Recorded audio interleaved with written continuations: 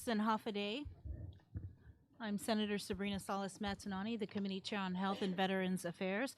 This oversight hearing of the Committee on Health and Veterans Affairs is now called to order. The time is 2:01. It is Monday, April 6, 2026. For the record, official notice of this hearing is provided to all senators, key stakeholders, and members of the media in compliance with the open government law. The notice was also posted on the legislature's website and the public notice portal to ensure full transparency. All hearing materials have been uploaded to the committee shared drive, and printed copies are available upon request. This hearing is also being recorded and will be available on the Guam Legislature's YouTube channel, so members of the public can review the discussion at any time. The purpose of today's oversight hearing is to hear directly from hospital leadership and staff on several critical issues, including oxygen supply and the contingency plan following last month's near crisis involving the island's sole liquid oxygen provider, the current operational status of GMH, staffing levels, the hospital's financial status, the status and timeline of the proposed reduction in force resolution, facility improvements, equipment needs, and infrastructure upgrades, the procurement status of the electrical distribution system, patient services, quality of care, and compliance with healthcare standards, strategic plans and ongoing initiatives to improve hospital operations, key performance indicators, particularly in preparation for the transition to performance-based budgeting. Now, we appreciate everyone's time and participation today, and we look forward to a productive and informative discussion.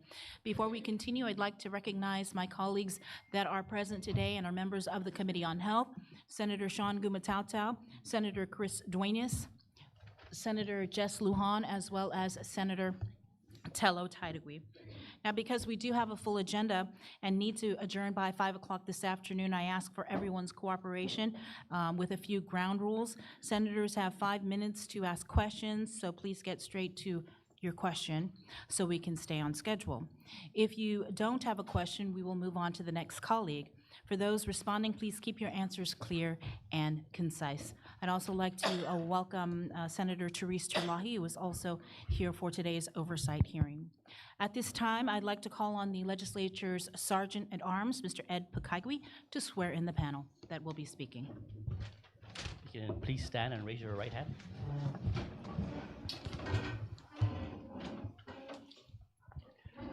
Under penalty of perjury, do you affirm that any and all information you provide today, whether it be verbally, electronically, and in writing, be the truth, the whole truth, and nothing but the truth? Okay. Madam Chair, you're under oath. You may proceed. Thank you. I'd like to ask the members of the panel, GMH leadership team, if we could first just have everyone introduce themselves and their title in which they will be speaking in their capacity today. Sure, half a day. I am Jolene Uggan. I am the interim CEO of Guam Memorial Hospital.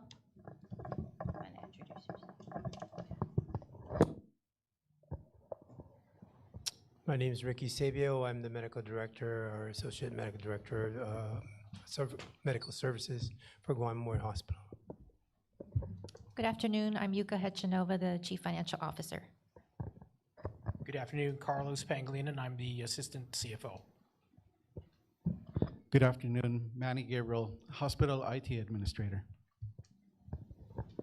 Good afternoon, Sally Dugari, chief engineer.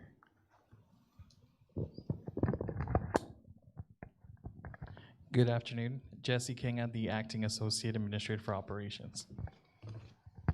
Good afternoon, Rodalyn Gerardo, assistant administrator of operations. Good afternoon, Bel Rada, assistant administrator of professional support. Good afternoon, Christine Takaro, assistant administrator of nursing services. Half a day, Lazelle Concepcion, deputy assistant administrator, nursing services. Good afternoon, I'm Danielle Mangloni. I'm the administrator for quality, patient safety, and regulatory compliance. Thank you to the panel, and thank you to the Guam Memorial Hospital for hosting today's on-location hearing. I requested this hearing to be held here so that my colleagues can see firsthand both the improvements that are underway and the work that you guys are doing, as well as get a feel of the work that still needs to be done and how we can work together to achieve that. We will begin, however, with a brief tour of the hospital to view the improvements and the CIPs, where the money that's been appropriated has gone to. And so, Dr. Jolene, I guess if you could lead that portion of this oversight hearing? Or Jesse? So again, my colleagues, we are going to be taking a tour of the hospital, the improvements that they've made, and I guess if there's other things that you want to show us where you need assistance with, that would be appreciated as well. I would ask that my colleagues please refrain from asking the questions. If you can save your questions until we get back from the tour. Thank you.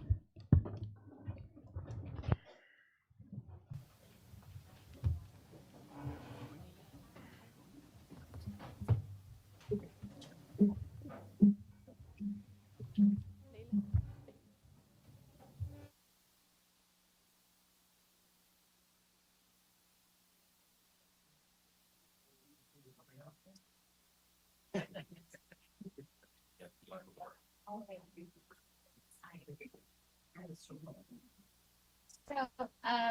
we're going to go down to the second floor. Yes, it was second floor. Let's go, because we're. Okay, and, okay. Second. Run it. There. Okay.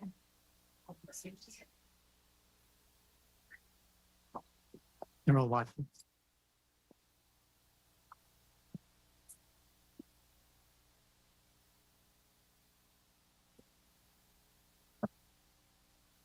Where do we go? So we're gonna go down to the second floor and come out of the emergency department, and we're gonna do an external tour of the hospital.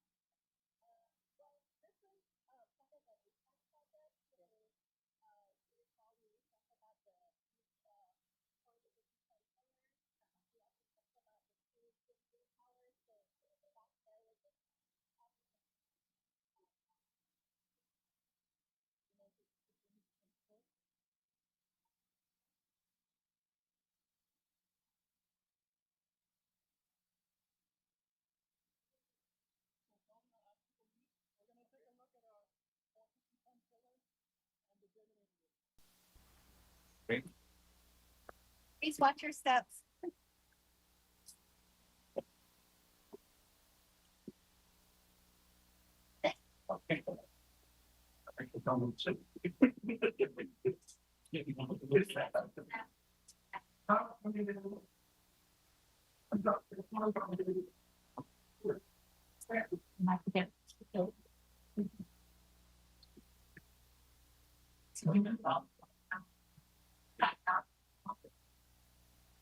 So we're approaching our power plant.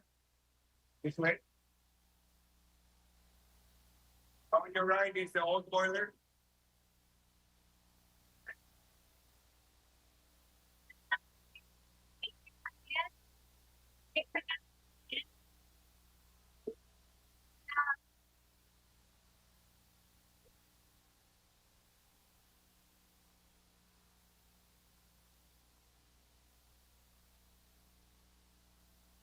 So, two of each boiler. Again, that is for the redundancy. In case one is down, we can always revert back to the other one. And if it needs PM, then likewise, same thing. So this is 1989. So we keep it running. Okay. So the next one here is our old 450 carrier chiller. This is the one that's going to be replaced. Okay, one has already been replaced.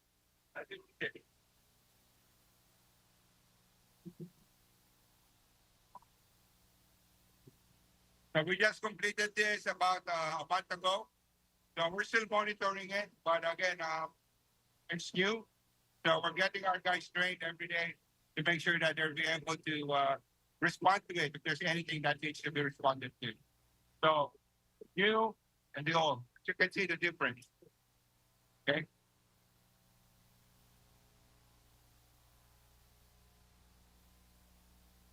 So we have another relic right here. So this one now is online. This is 10-year newer than the older 1989. This is 1999. So it's still running, as you can see and you can hear. We have to make sure to make all the steam that we need. Make sure that our steam lines are provided for our sterilization, as well for the autoclave processes that our bio waste. Basically, that's it. And the hot water, of course. The hot water is based on this.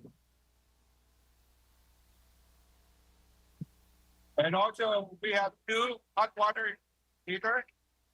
And we're looking at replacing at least one this year, if not early next year.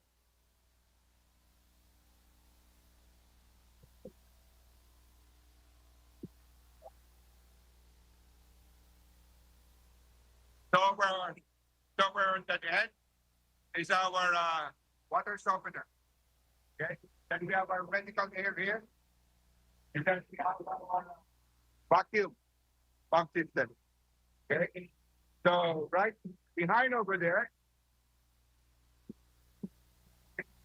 is our famous main, the gray box. Like that. That is good. Yeah, this is the main distribution panel where the GPA power comes in. Okay. So it comes from here and then it's transferred to. Then we have really distribution panel. Okay. Yeah. Okay. Do you have any question regarding our main distribution panel? GPA is here to change our ATSS, the MCC, and the generator. Okay, not yet. Yeah. Okay. Transfer power, main power, transfer out. Okay. Yes. Okay, so we're gonna head back to the MCC.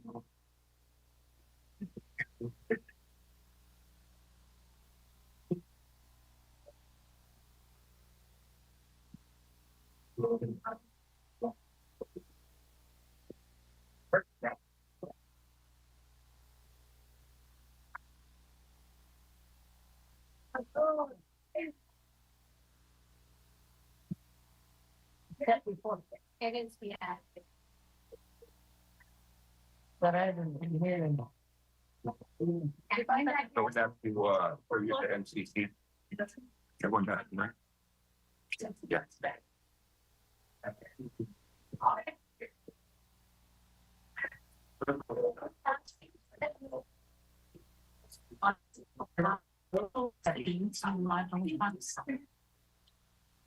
The walls. We were live outside, we said 10. Even told me that things like was switching. Yeah. Yeah. Just very yeah. MCC, third floor. Third floor and then. Okay. Yeah, that way. Good,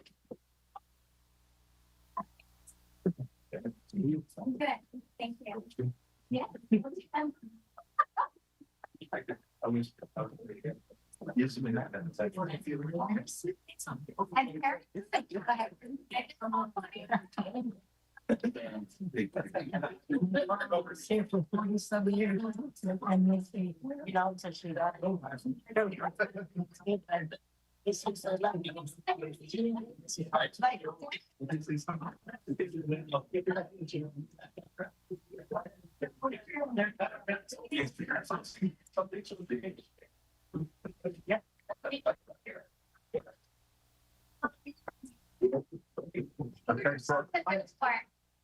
Elevators are down to your right.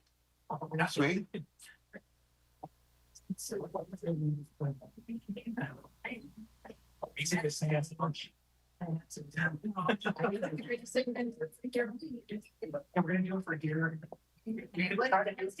few elevators. Any public institution. You want to hold that elevator? Yeah. Oh, no. Look at that. Look at that. Yeah, third floor. Somebody want to hit the elevator? We're gonna go to the third floor. Third floor? Third floor. Floor. Yeah. Third floor. What's third floor? Sure. MCC. MCC. What floor, sir? Oh, wait. Are we gonna go? Yeah. Is what floor are they going to? Third floor. Okay.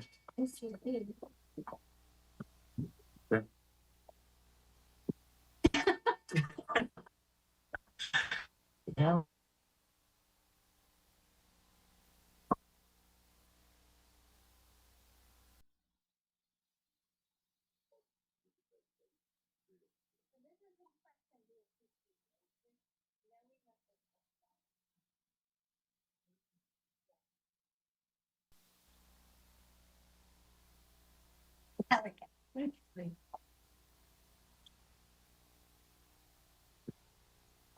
So this is one of the three things that we're replacing before the electrical panel, the FCC, the HCS, and the generators.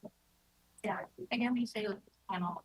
Electrical panel, we're changing out the distribution. Okay. This is still to not the actual panel.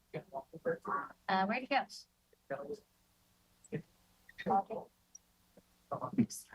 He's still. See? Which way did he go? Oh, I just got that. Okay. Okay.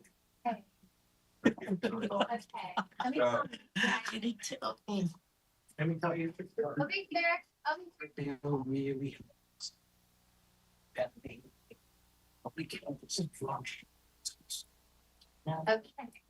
You're just waiting.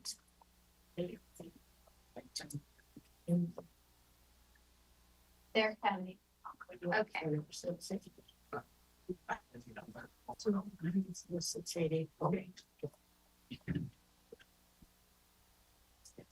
Okay, everybody's here. Come on. Okay, so what we're looking at here now is the room that house our motor control center. There's still there's one is at fourth floor, but this is where we had that experience this couple of months back, wherein we had some thing that happened, events that led to burning of the motor of one of our AHUs. So one of this bucket, as we call it, is actually a breaker as well.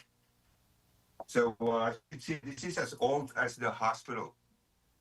Okay, so what we did is those vacant ones that's not being used, we tried to make one because these are already obsolete. Nobody carries this item. So we have to make do with what we can and get the scrap from other areas like this one here. So we're back to normal after that. We changed the motor and we're again 24/7, back to normal. What would the life be in that you switched off? You said they're obsolete already. So, I mean, where do you get the parts then if they break down, if they're obsolete? Well, some of them we rig it because there's materials that we just need to replace. Yeah. So we find that, off right, like maybe third party. So you MacGyver?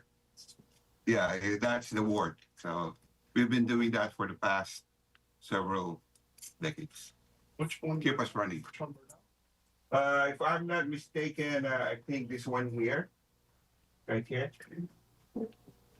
Yeah, so as you can see, some of them are newer, but those are still old. Maybe they're about 15 years old.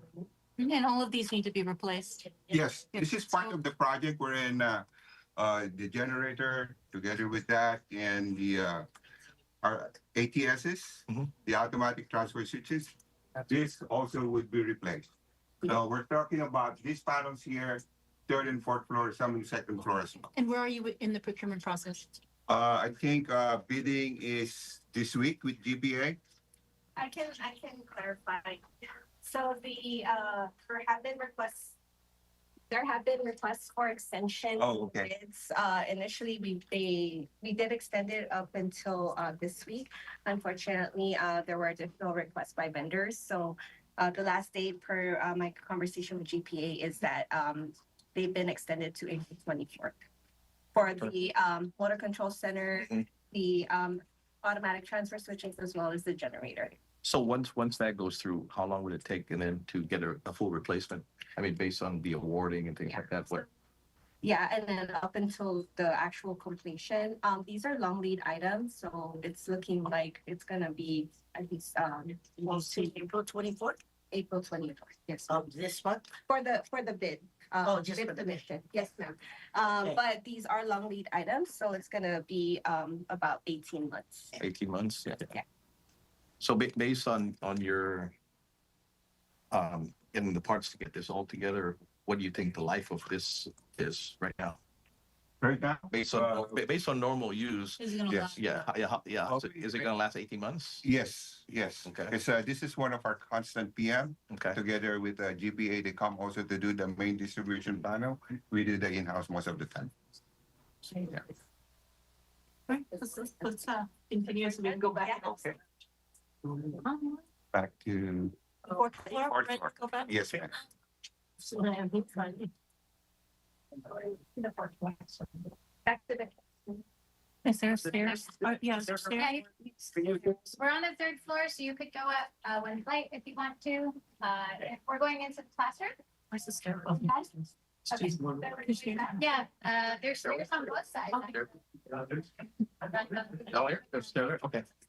There's stairs on both sides. Yeah, both sides. Yeah. It's very nice to do the classroom. Okay. Yeah, this one is.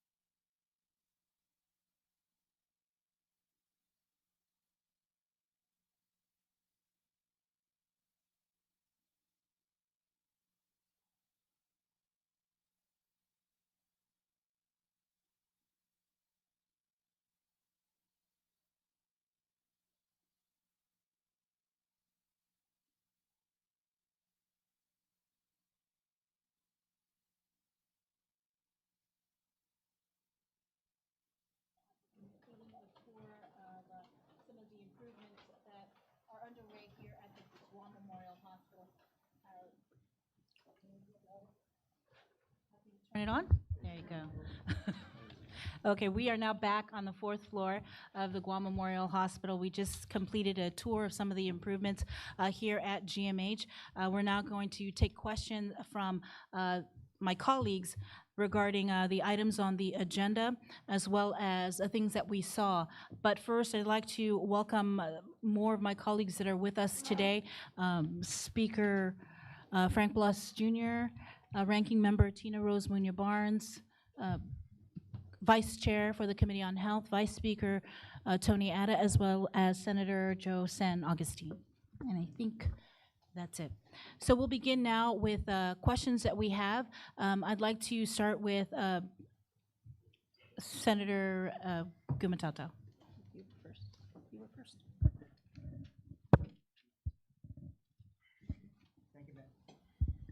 Thank you, Madam Chair, and thank you, GMH, for the tour. I'm just going to start by saying that what a difference several months makes in terms of what we saw here at the last time we were here for an oversight hearing. So let me just start by saying kudos, if I could, and just start with that, and I'll get to my questions. I just wanted to ask, for the record, what portion of your fiscal year 2025 general fund executive branch appropriation has the governor transferred to support Public Law 3859, and is there a corresponding spending plan to account for the expenditures using the general fund subsidy for GMH? As you recall, that's the $40 million from the general fund for GMH.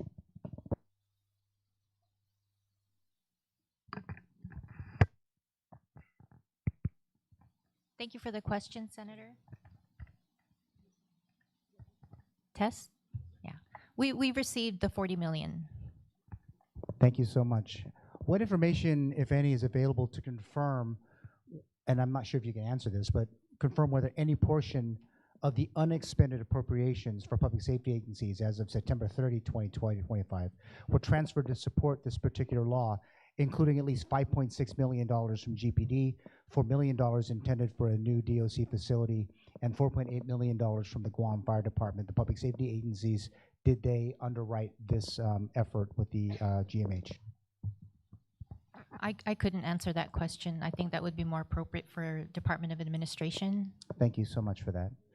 Among the appropriations authorized in the law, obviously was the $20 million from the net obligated fiscal year 2026 general fund balance for the hospital's operational expenses in the current fiscal year. For the record, through their consolidated revenue and expenditure report for the period ending February 28, 2026, does BBMR and DOA recognize this $20 million appropriation from the net obligated FY 2026 general fund balance to GMHA as a legal obligation?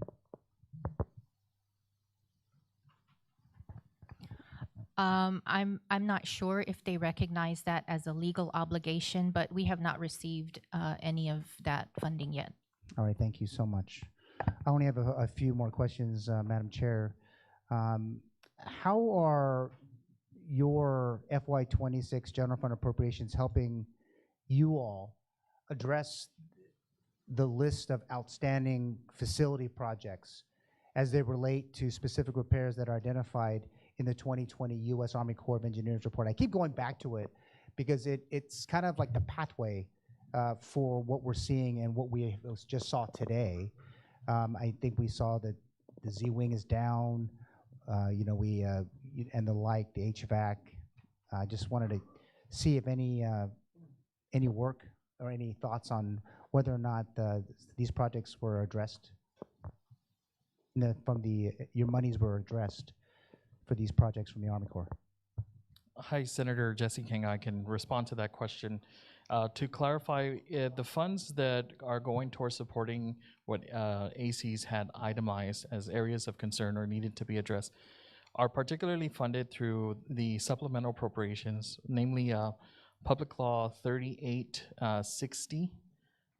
That was the $19.7 million CIP funding. And then I can furnish for the committee and for the members present today a dashboard that outlines all of our CIP projects and the status for each of those projects. So I'll ask for them to pass it around to the committee. All right, thank you so much. And then finally, Madam Chair, We're halfway through the fiscal year, but to what extent have you all secured medical equipment with the help of 35-138 from January of 2021, which authorizes tax credits for eligible businesses that support GMHA, and which the Guam legislature, through the FY 2026 budget law, recognized $1 million in BPT credits for this particular purpose. And I know I saw quite a bit of equipment on the way up in the parking lot, and so I just wanted to ask if any of that was using the tax credits from eligible businesses.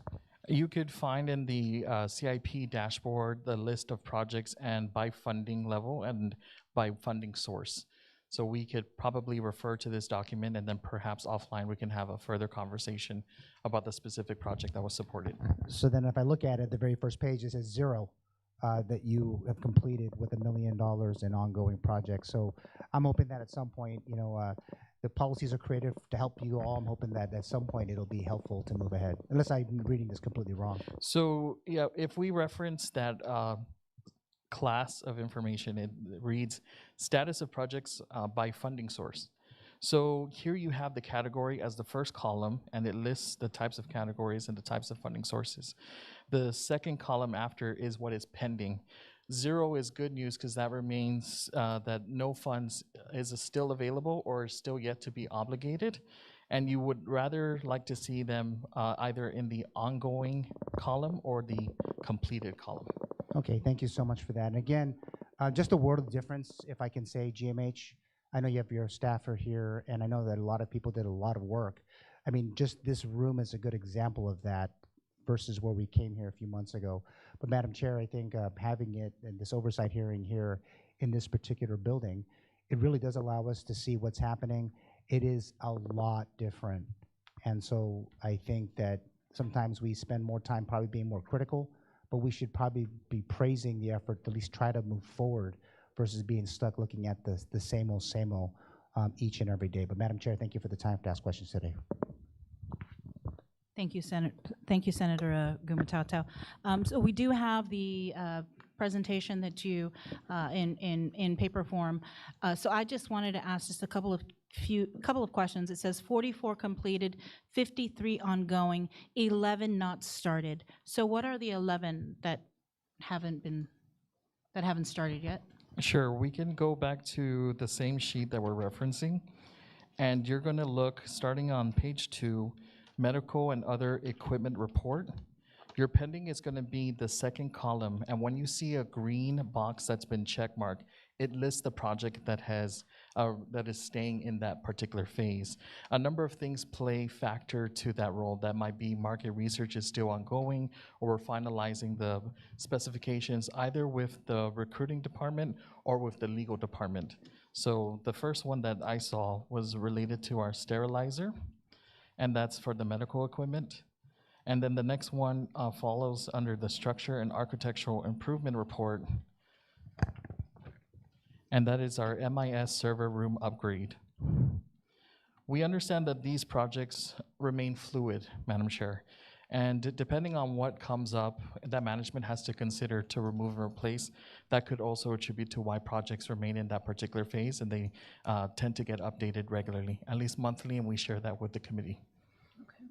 I'm just going to go through real quickly some of the things that you hear in the community about what's being done, what's not being done, what's the status of this project, and one of them, of course, is the electrical panels. First, can we just clarify, is it electrical panels or is it the electrical distribution system, and the status of this RFP, where it's at? Because people are saying, why is this taking so long? So, Senator, I'm so glad. I think you have a lot of insight. It is an electrical distribution system that we are addressing, to which the electrical panel is one component that has been identified for corrective action. The legislature had appropriated the sum of $5 million to address our electrical distribution system. That remains in active procurement. We have our partners from the Guam Power Authority that are also on site, ready to respond. They've issued out on behalf of the Guam Memorial Hospital 3 IFBs, and they aim to address removing, replacing our automatic transfer switches, our motor control centers, and then remove and replace and even upgrade our 3 generators, backup generators that sustain our facility in the case of a disruption of island-wide power. And where is it in the RFP process? The RFPs have been issued. How long is it going to take? I know you explained a little bit during the tour, but some people may not have heard what you said. So just to clarify, again, working with GPA, there are 3 active invitation for bids that are out.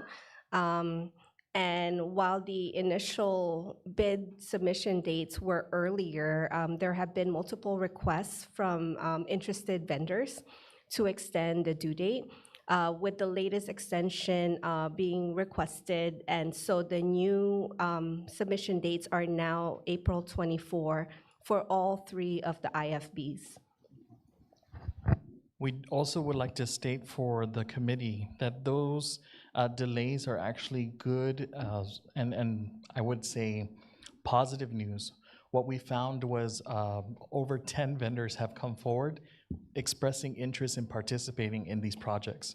So that means there's a lot of opportunity for vendors to step forward and provide the service for the hospital.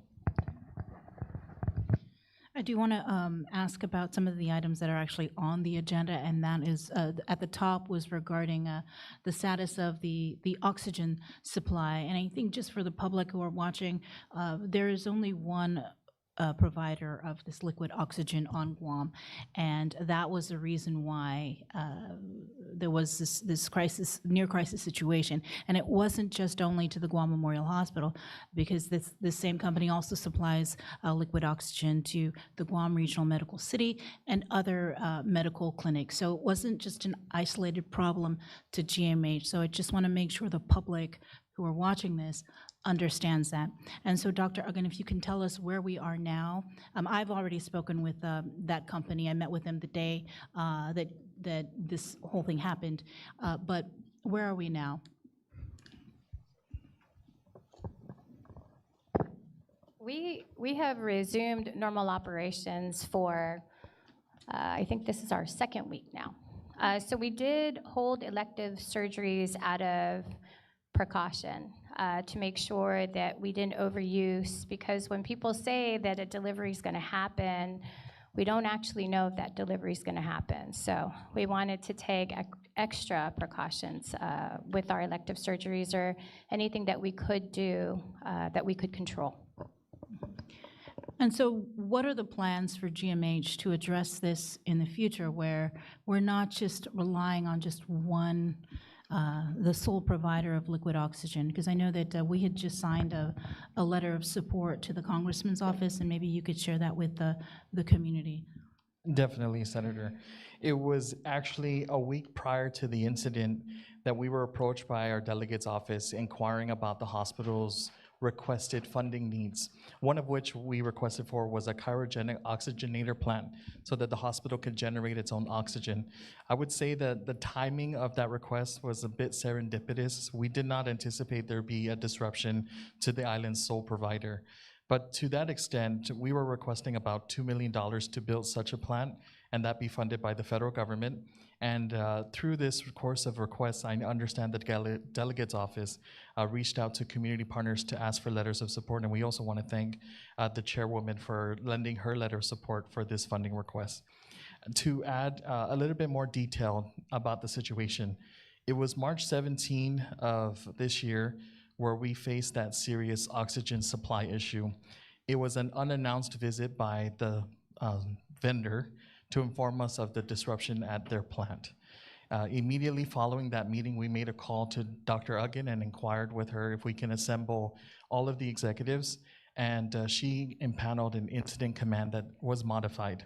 Through this incident command, respiratory therapists were called on site so that we can assess our patients' needs and determine if there are patients that could be downgraded from liquid oxygen use to other sources of air. What we found was at peak, we were using on average for the week 245 gallons per day, and our oxygen levels were at 1,100 total regarding both our primary and secondary tank. If we made no changes, we had enough oxygen supply to last us about 5 days. If it brought us to Monday, and the expected supplemental delivery by the vendor was not due until Wednesday, we would have had 2 days of no oxygen, would have been detrimental to our patients. We did ask around and we inquired with our facility partners, namely GRMC and Naval Hospital, if they had any relief that they could provide, but they were in the situation similar to the hospital. In fact, they did relay to Dr. Ugin that they actually had less oxygen supply than what the hospital was maintaining. So understanding the brevity of the situation, she made a few calls, namely to the governor's office and to our oversight chair to inform of the situation and that we're taking corrective action to try to reduce and conserve as much as we could. It was through those conservation efforts that we reduced our daily oxygen use to 140 gallons per day, extending the total availability to at least 7 days to carry us through. And we also engaged with partners, namely Department of Defense or Department of War, and we had connected with Homeland Security so that all of our government agencies were aware of the ongoing situation and could rectify if an emergency were to come our door. Fortunately, things worked out favorably in this particular situation, but again, to reiterate your point, we know just how fragile and concerning the situation is, and so we're taking every considerable effort to produce a redundancy so the hospital doesn't find itself in a similar situation in the future. Thank you for that. I do have other questions that I'd like to ask, but I'd like to also allow my colleagues to have an opportunity to ask questions as well. So Senator Dueñas. Susan Masi, Madam Chair, and once again, thank you to the GMH family for taking us on the tour and for your detailed presentation today that you provided. I have to echo the compliments of my colleagues prior that this is a world of difference, coming through and doing this tour compared to when we were here several months ago. And I wanted to start with the fact that when I was here several months ago, my pronouncement was, you do not have a funding problem, you have an execution problem. And now I think I can see that we have solved that as well, because on your dashboard here, this is a complete list, as well as the improvements that we've seen in the ongoing projects that you are indeed executing. And to that, I think many of us and all the people of Guam are grateful. As a start, I'd like to just go to that presentation with the 44 completed, the 53 ongoing, and the 11 not started, and you've discussed why and how we can very clearly, and even the media when they get a copy of this, and very nice report put together to track what's going on, going to be very useful. So my question is, with all of these completed, ongoing, and not started, these are all fully funded projects? Correct, Senator. If they are listed here in the CIP, we are budgeting them. I think where we have a little bit of variable is projects that are still on the not started phase because we haven't yet undergone the solicitation to determine the final project. But we've done enough market research to give us a sense of what that cost estimate might be. So we know that largely they're about 99% funded. And that was all based on the appropriations in your budget as well as supplemental appropriation, correct? Correct, Senator. Thank you. So, Yuka, I want to go straight to you. Have you been, although you mentioned you have not received, have you been in communications with Department of Administration on the status of the 20 million? I will remind you, if we go to, I think yesterday or the day before, I believe it's the Post or one of the media outlets, Lester Carlson did recognize the 20 million due to GMH as per the CRER as a recognized cost, as a recognized benchmark against the CRER. Have you been in communications to receive at least an allotment schedule for that 20 million? The 20 million is, to my understanding, when we last met with DOA, because of the way the law was written, it would be given to us after the end of the fiscal year when the net unobligated amounts could be determined. Okay.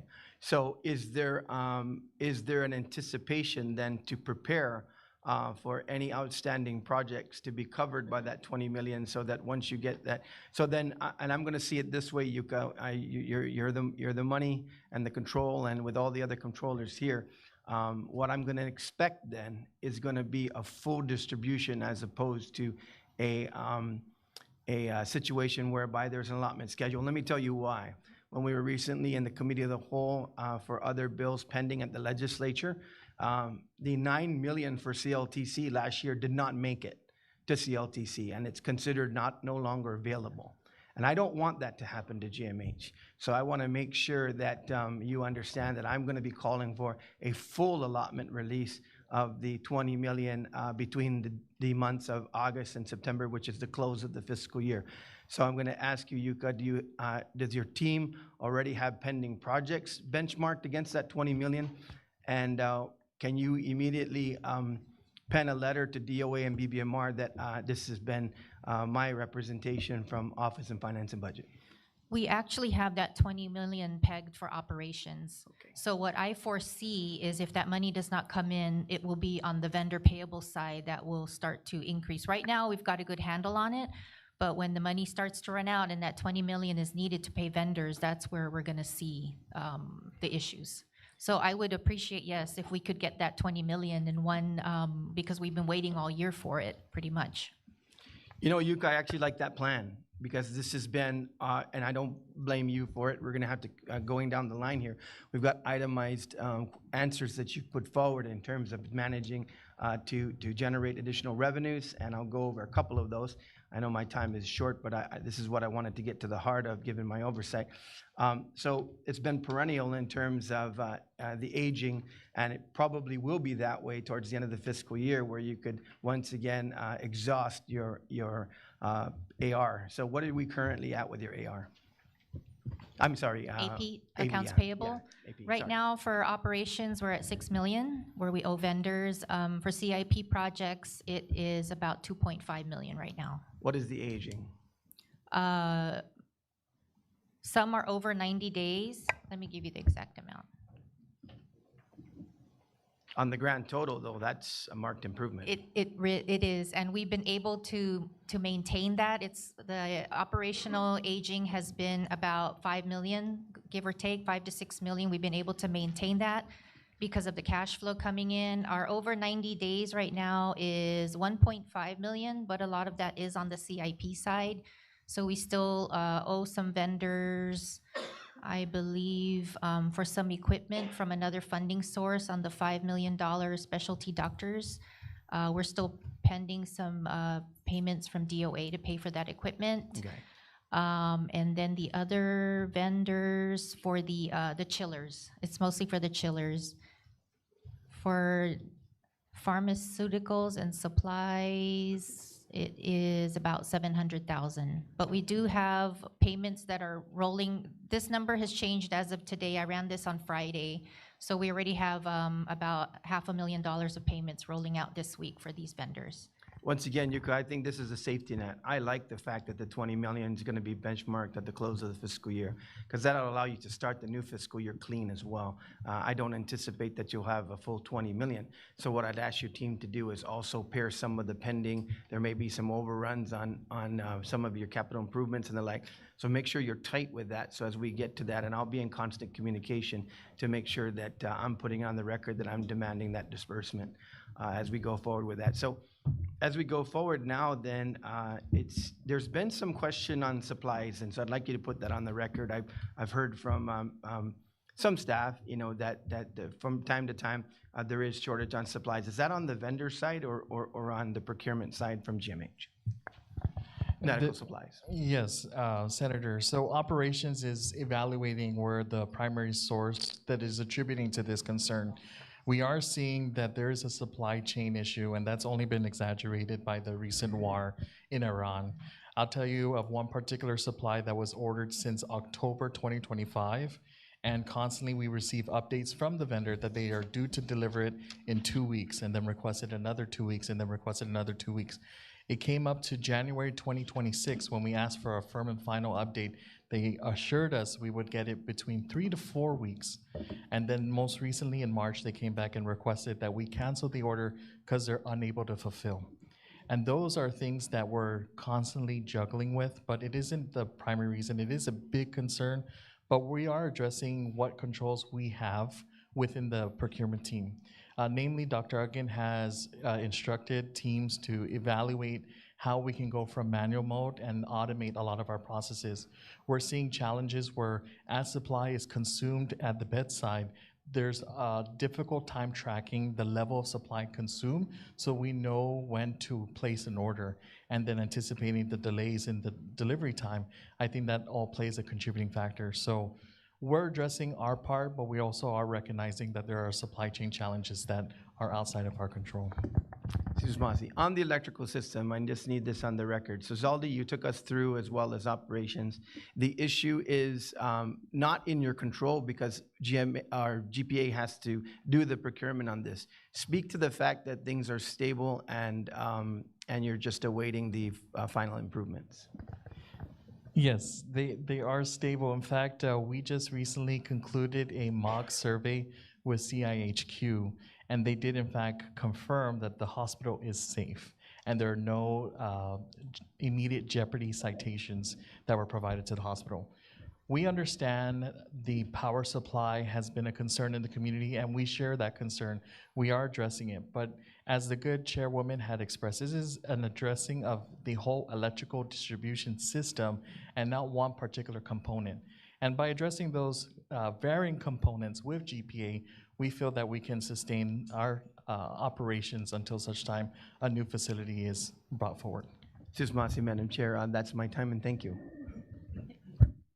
Thank you, Senator Duenas. Senator Taitigui? Chidus Masi, Madam Chair, and Hafaday to everyone here. Happy belated Easter to you. And those who are here in the audience, thank you so much for being here as well. Thank you for this information. One of the questions I had, and I'm trying to read it here, regarding the $40 million that was appropriated. What is the balance right now that you have of that funding? And how can I see that on your list? So for the $40 million, that is based off of Public Law 3859. As Ms. Yuka had mentioned, we received all of the funding for that. Majority of that, and we've previously reported this to past legislature hearings, is that most of that money was used for to pay down our accounts payable. The remaining $10 million has been specifically allocated $5 million to address our electrical distribution system. And then the remaining $5 million is for the IT network infrastructure, which again, we were just talking about the electrical distribution, but the remaining $5 million for the IT network infrastructure has already been obligated. So the balance is zero? Yes, ma'am. Okay, and of that funding, how much was directly given to the hospital, or did DOA come in and pay for any of these obligations at all? Or was it all paid through your? We received all of the 40 million. And it was paid through yourself? Right? Yes, ma'am. Can you show me on the chart, please, how I can follow along with that? So on page 2, that's the backside of the first page. I would count that as the third line reads Public Law 3859, $40 million in parentheses. Right. The first column, again, is your pending, followed by your ongoing obligation and the amounts under ongoing, and then the amounts under completed, bringing your subtotal. Right, that's why I was looking at this, and it says 11,467,000. We just recently got confirmation that we're allowed to execute our IT infrastructure upgrades, so that amount is subject to switch and shift over to the completed column, ma'am. Oh, to the IT section? Correct. Okay. So that particular 10.5 million is going to be reduced further to 5.5 million. Since you talked about IT, I noticed that here you're having a balance of 1.8 million. In the IT have done some, but then projects without funding. This is quite substantial. You know that you are going into an age of AI, and technology is providing so much assistance to, especially in the medical field. And I'm noticing that here, projects without funding, and it says $25 million with no funding on this.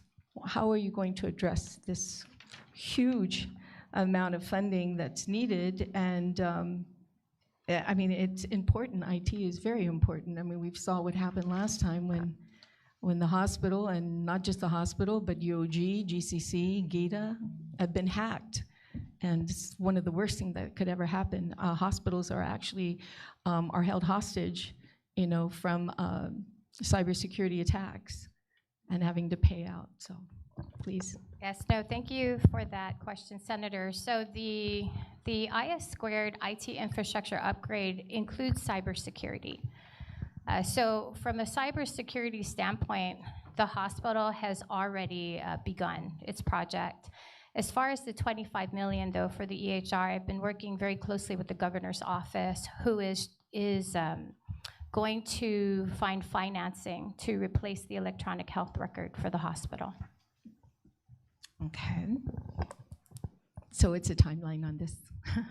I always like a timeline, you know, so something that we can anticipate and follow through. So timelines are really important. So I know that she's going out for financing. I think timeline would be probably by the end of second quarter of this year. Second quarter of this year. That's what we're hoping for. Okay. Have you requested that in your budget at all for this funding for IT? Not for the EHR. We did request for the $5 million that would be due for the following year for the IT infrastructure upgrade, which totals $25 million. Right, for the software. Okay. I also noticed that, you know, when you talked about funding and all the amount of money, you know, that was provided to Guam Memorial Hospital in the FY26 budget, I mean, if you total the supplemental, you're looking at $107 million in, you know, not supplemental, but appropriation to Guam Memorial Hospital. But what I'd like to do is just subtract 35 million of that because that money does not exist, but it's still in the budget. That amount is still in the budget. But, you know, like someone said, that this money does not exist at all. So I just want to make sure that nobody here is expecting this 35 million that doesn't exist. You're not including that into anything, are you? No, Senator. Okay, let's make that clear because, you know, it'd be nice, but unfortunately there's no funding for that. So we did talk about the oxygen earlier. My question is on storage. I saw the tanks there for the oxygen. How much per, I guess you weigh it in gallons. So how many gallons in those tanks that you currently have on site? The cumulative for both tanks is 4,000 gallons, Senator. Okay, for both. Approximately 4,000 gallons. And this $2 million, I guess, machine that could come in to generate your own oxygen. Okay, and so the question is, how much oxygen can that generate per, I guess, per day for the hospital if you were to have this machine? We estimate that we'd like to obtain a mid-tier that can produce some quantity of liquid oxygen, about 100 gallons a day, with the estimated budget of $2 million of investment for this capital asset. Oh, that's a good idea. Does GMRC have the same thing? Do they have this machine? No, ma'am. So you have the possibility of actually generating more and then selling it off to make some revenue. Correct, Senator. So That's this the is plan. a really good investment then, I think, moving forward. It's very scary on that, okay.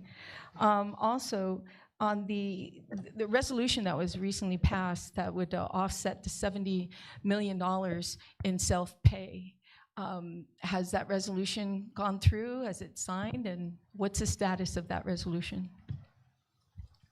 Yes, the board had passed a resolution at the last Board of Trustees meeting to write off the accounts. Okay, and what are we looking at now? I mean, we know that GMH every day goes into the red. You know, it's because it's a free hospital, you know, and sometimes people can't pay, that you have to, you know, eat those costs sometimes, but you also try and, you know, go after these shortfalls and getting the money back. So what are you doing to address the continued shortfall that you have now? So we're addressing this head on with the self-pay, because inside the self-pay, although there are patients that cannot pay, there are patients that can be converted to Medicaid. So the COFA residents make up about 40% of our self-pay population. And so we have really started a big effort to improve our communication with the FSM. We just met with the CHUK board, state board, to develop an access point for our vital statistics information to assist our patients in this conversion. We've also are in the development phase of a quality assessment performance improvement project that's registered with our hospital, but also a KPI, a key performance indicator, that's going to be included in our budget so that you can hold that accountable. That sounds good. Also, speaking of budget that was submitted from the governor's office to OFB, I noticed in there it was like, what, 40 million was the governor's budget? Okay. And your budget, yourself, how much was that request?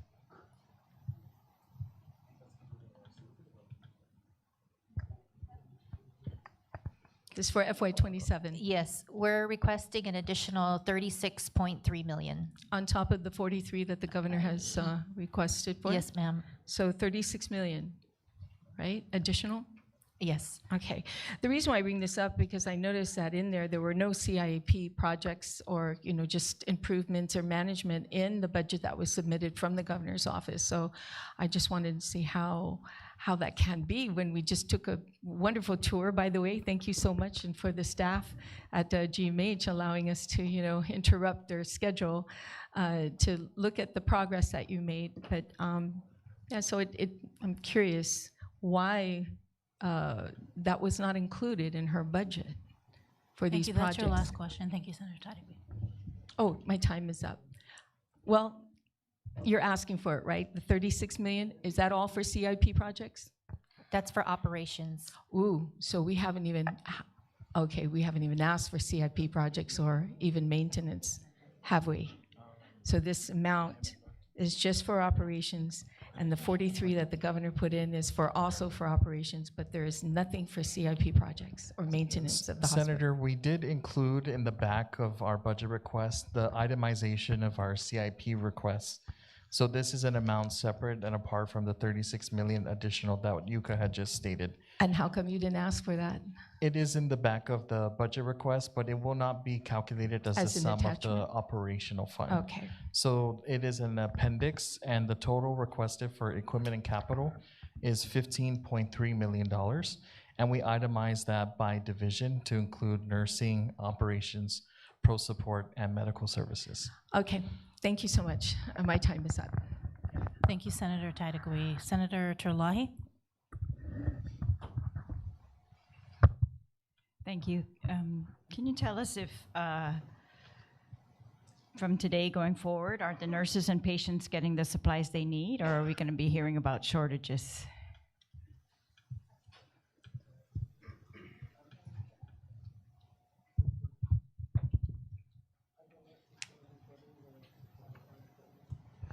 Hi, Senator. Christine Takaro here from Nursing Services. We are still facing some challenges with supplies at different levels and for different reasons.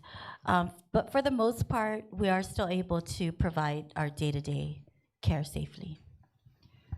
Well, should we be concerned? Because in one of the oversight hearings that we've had over the years, that was one of the biggest concerns brought to us by staff here at the hospital. Yes, Senator. So are you addressing it?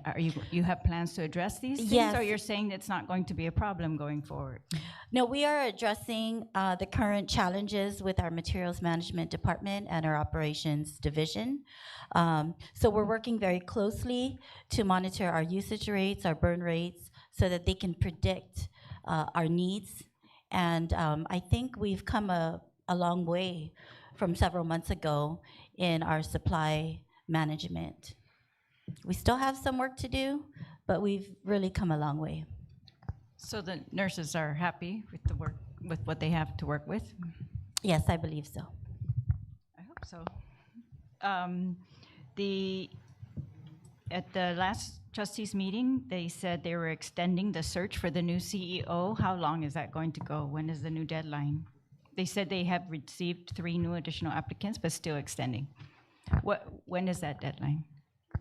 Correct, Senator. So when the Board of Trustees search committee for the CEO was impaneled, and they evaluated that of the total applicants, I believe 7 was what we reported to media as a total, but of which only 2 were rendered to have met the minimum qualifications set in Guam statute. That was not sufficient for the Board of Trustees to determine that they had a successful search. So they instructed for the Human Resources Department to go back out and expand where they post this job announcement. And we've done so, and we've received 3 plus, I believe at the reporting of this hearing, we have 2 more additional applicants. So 5. Correct, and that will be furnished to the search committee again for them to validate their first round interviews and determine if they found a successful candidate they'd like to move forward. It's a continuous announcement, and I'm unable to comment on the deadline because that's set by the search committee and paneled by the Board of So Trustees. it's when the search committee decides that they've received the applicants that they want? So based on the process, what the search committee is doing is ensuring that first the applicants meet the minimum qualifications outlined in Guam law.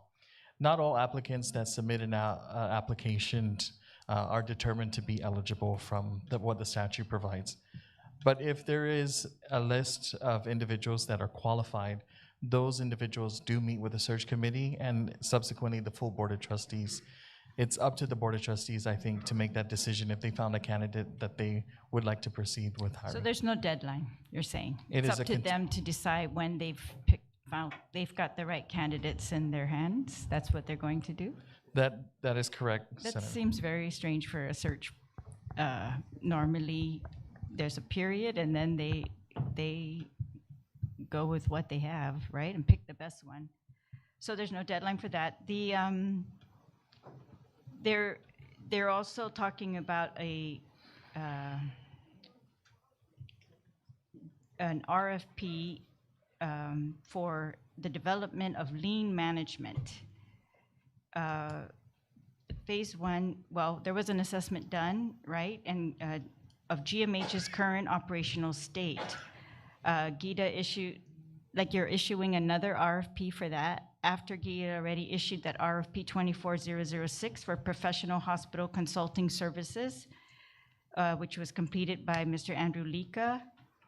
And that was supposed to be an assessment of the operations, fiscal health, and service delivery.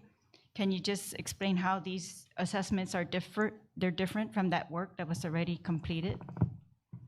The new RFP that 003-2026 that GMH is going out for, how is that different than the consultant services that we've already received and paid for? Thank you, Senator, for that question. The earlier report produced by GITA is simply a report outlining where the gaps are and their recommended changes. What GMH has done on its own is issue this RFP because we're looking for a partner to come into the hospital and identify where there's waste and ways that management can further constrict. I think the body has stipulated a desire for us to improve, whether that's through public-private partnerships, and to some degree, this lean management is an attempt to produce that. All right, well, that was what that original report was supposed to report on, whether public-private partnership was a good idea or not to go forward with. We haven't seen the results of those reports because they kept saying they were waiting for GMH's response to it. So have any of those recommendations made in that report been implemented? Or we're waiting to do another report? If you could tell us which ones. I believe our interim CEO needs to review the report to itemize which specific actions we've undertaken. But GMH has a good understanding, management that is, has a good understanding of which areas it intends to address. And that boils down to things in our fiscal, our AP, our operations, and our facilities. You're saying that we're not adequately addressed in the prior consulting contract? The prior consulting report we felt was inadequate, and we put that on the record. All right, well, we've turned down, the body has voted me as to a public-private management partnership for GMH, but it seems like now we're gonna go out for an RFP for a consultant to help us with management.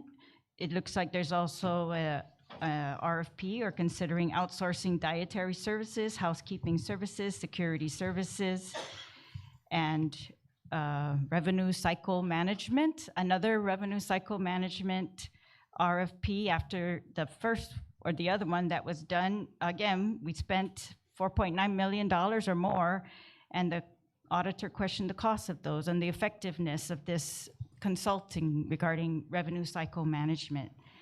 So how will this contract be more effective than that one? That revenue cycle management one that the auditor questioned, 4.9 million. Senator, if you're referring to the outsourcing for the revenue cycle side, Yes. we have several outsourcing initiatives. So for the revenue cycle, we realize that we definitely lack capacity in managing the revenue cycle. And that covers many things. The first thing is the technology side of it. There is a lot of technology, AI, software that many hospitals employ to make this billing cycle more efficient. Right now, we don't have that, and we have to employ a lot of people to run a lot of manual processes just to get a claim out the door. The other thing is that because of that, we want to outsource a revenue cycle to make it more efficient for us. We have been very manual labor. We don't have the skill set to really address the denials that just keep hitting us. And then regarding the prior contract that we had for revenue cycle services, that was purely a consulting contract that the vendor had started off very well, I would say. They had a lot of issues internally, it seems that, and there was so much turnover in the person that they would assign to the hospital. And so every time a new person was assigned to the hospital, for whatever reason the company had, that was really on them, we had to start over with this new person and go through all of our processes again. And when we go through 3 or 4 people like this, my staff are coming up to me and saying, why do we have to keep doing this again? They assigned a new person to us now. Now we have to explain all our processes again to this. When is this gonna stop? And so we had decided in November of 2022 to end the contract because it just wasn't progressing anymore. We had come to some point and it plateaued pretty much, and then they helped us to implement the claim scrubber and the clearinghouse software, which was a big help, but it just plateaued from there and we weren't getting any better. All right, so now you're saying you're gonna outsource the whole revenue cycle management? Yes. That is this part of your reduction in force? Is that Well, division going to be removed? No. from The in-house? current RFP requires that any vendors that bid on this would incorporate a plan to absorb any staff that, so we don't displace any of the staff. The reduction in force is not the first thing on the table when it comes to the outsourcing of the revenue cycle. We're really looking at what is the best thing to do for the hospital. We've always had a challenge with the revenue cycle. That's no big secret. We're always in front of you and we're always discussing this. How is your billing? How is your collections? So this is the way where we want to bring in the expertise of those in this area that can really help the hospital. And this is not uncommon in hospital management. They outsource the revenue cycle in many hospitals. Yes, but we've also heard reports from you that we're doing very well now. We've retrained our staff, we've reprioritized things. Yes. And I'm very concerned about this piecemeal outsourcing versus an overall management, and that we're gonna end up without, I don't know, can we get the predictions of savings and the prediction of how many staff are being let go in your reduction of personnel? Can we get all of those plans? I thought that's what we would hear today, but, and can we see that it's a more more cost effective that way, as opposed to doing an overall management contract for GMH, where they get to determine where the cost savings are going to be and where we need to increase expenditures, for example, to get quality patient care. The last question is, well, two, what is the status of the maternity ward? And this is the first I'm hearing that you said the governor's going to find funding for the hospital EHR. How much are you expecting? And what do you mean by the governor's going out for financing? Is that for the EHR or for something else? I can only speak about the EHR because that is actually what she has told me that she is going to work on, is going out for financing for the electronic health record for the hospital. Financing for the EHR? Correct, for the electronic health record. How much? 25 to 50 million. Yeah, because of the range is so broad. We've heard up to 60 million, or like a minimum 60 million sometimes. Well, so what the are you best going EHR for? Is she going to decide which EHR we're going to go for? No, or we'd is- have to put out an RFP for that. She needs to help us certify the funding for an EHR. Thank you, Senator Do you know- Terlahi. Do we know the source of funding? I don't know the source, What sorry. about the maternity, if they could Thank answer you, that Senator question, Terlahi. please. Senator Lujan? If they could please answer that question, Madam Chair, the maternity ward, Maternity ward. MCH. So the MCH Maternal Child Health Renovation Project is an active bid at the moment. So right now, there have been requests to extend the bid submission for that. I have to get back to you on the actual date, but I know it's sometime in April is the last. I just can't remember off the top of my head. Thank you. Was part of that funding from ARP money? Yes. The MCH is actually another public law So none of it was from 36-107, ARP. the $15 million for the MCH. Okay. Thank you, Senator Lujan. Thank you very much, Madam Chair. Thank you, Dr. Uggan, and to your team as well. Mr. Kenga, you were talking about supply chain challenges. What particular item is that, and what items have been ordered since October, and your vendor is saying that they're having a supply chain situation? Can you tell us what item or items those are? Spinal trays, Senator. sorry? Spinal trays were one item that we had challenges with acquiring due to supply chain. And they said it was due to the situation in the Middle East? Well, Since October? We're saying that that plays a factor. It is a recent event, but again, the vendor has come back to say, for one reason or another, they had freight forwarding challenges, and then eventually became the war. But each time that we reach out for an update, they've evolved to a new circumstance that is caused. No, and I just want to make sure, because I remember years past, right, when the Guam Bear sank here. Everything for the next 5 years was attributed to that one sinking of the Guam Bear at the time. So I don't want, if we're not getting those supplies from that area, that is being used as a around. But since did they give you a timeline on when that item is going to be? So the first awarded vendor came back and asked us to cancel the award. They're unable to fulfill that order.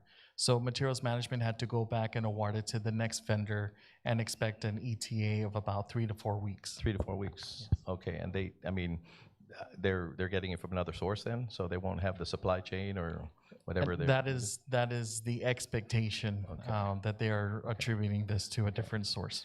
Back actually, and this again coincides with that question in regards to the nurses, and again in past they have testified of their lacking of regularly basic supplies like linens, feeding formulas, pillows, and pre-filled epinephrine.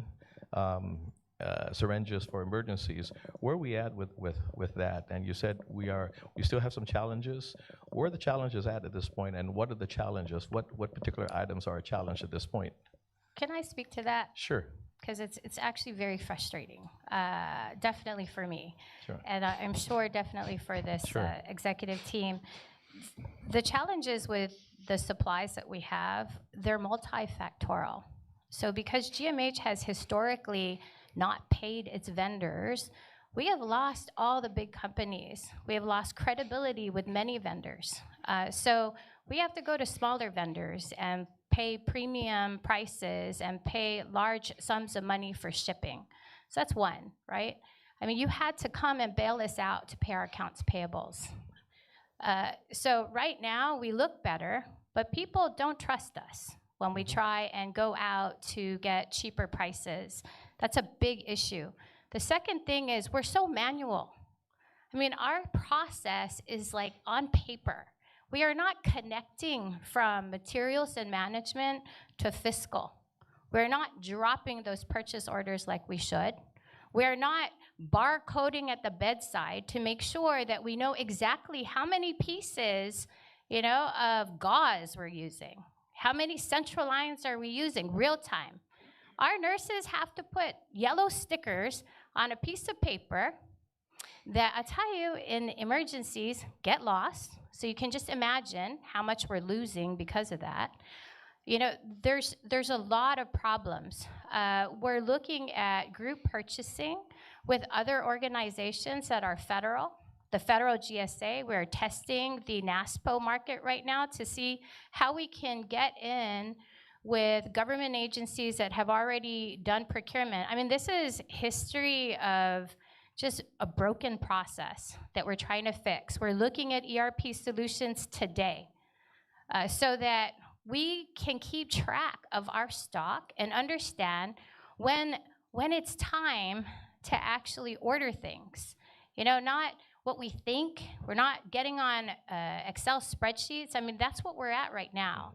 So it's really many things. So when our nurse administrator says today, I think we're okay, let me tell you, in 2 weeks, if that vendor doesn't want to entertain us, we are not going to be okay. Sure. So we really have to fix our system. Sure. And I understand, and because actually your situation is very similar to customs and quarantine that we just did. We just actually had law that passed to pass that harmonized system, basically an ESCUDA system, basically to be able to track again exactly what is coming in. So that's exactly what you're saying. So hoping you're working closely with your oversight chair to be able to get that kind of system in place to be able to track. And again, without this system for CQA, we're losing about over 150 million annually in much needed revenue. Like as yourself, you're saying, if a system like that, it can add. I mean, again, rehab our credibility and all that, and be able to track and order in a timely manner. Well, to add to that, when we have network shutdowns, Sure. right? We can't see anything. Sure. So obviously we're not billing anything. And therefore, we're not generating anything. Well, thank you, because I mean, you definitely did an updated system, and again, similar to what we just did to. So this is why we Customs want to Authority. thank you for the IT infrastructure upgrade. Thank you very much. Because that's part of it. Thank you. Thank you very much. The other thing, in your current nurse to patient ratio compared to national standards, where are we at with that? And do you have a retention problem again with your nurses, or where are we at with retaining not just nurses but your aides and other auxiliary needs for the Senator. hospital? Yeah. I can answer Sure. to that. So for all our nursing areas, we are keeping standards with our nurse-to-patient ratios. Mhm. So we do keep safe ratios all around. And then just to talk about the retention rate for our nurses, the national retention rate is about 80 to 85%. Particularly today, it's 83.6%. For GMHA, our nursing retention rate has markedly improved over the year, and we are at a 92.9% retention rate. Good. Our turnover rate is 7.1%. The U.S. average turnover rate for nurses is 16.4%. So you're doing So great. we're You're doing doing- pretty well. You're doing really good. Yes, thank you. Fantastic. Thank you. I wish I could say that at some of my agencies. but thank you very much for that. Madam Chair, that's all I have. Thank you. Thank you, Senator Lujan. As Ranking Member Barnes, Senator Barnes.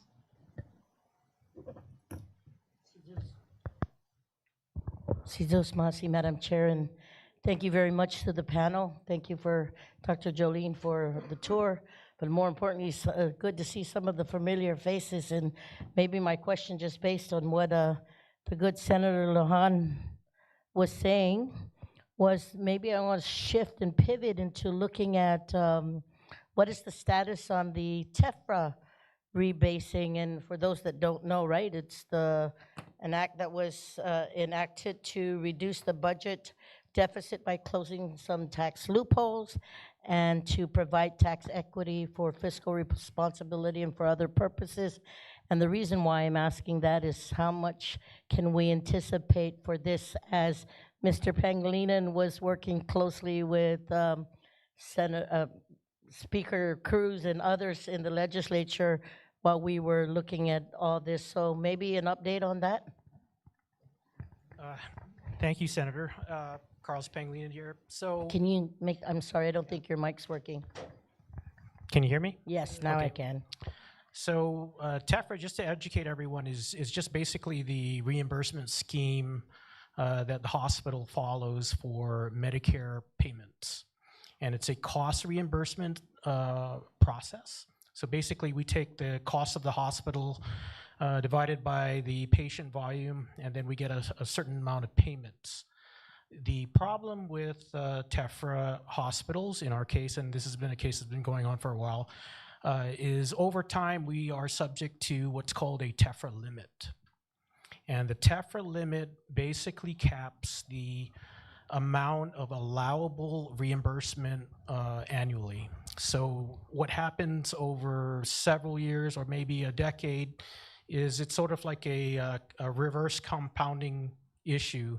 Like if the cost of care goes up by 5%, there is a cap that would not allow us to get reimbursed by less than that. So that's where so what happens is over a long period of time, our costs actually exceed what is reimbursed by Medicare. So we had rebasing, and rebasing is basically adjusting the base year of reimbursement. And a base year for TEFRA is basically the year or the fiscal year in which Medicare pays us full cost without any TEFRA limit.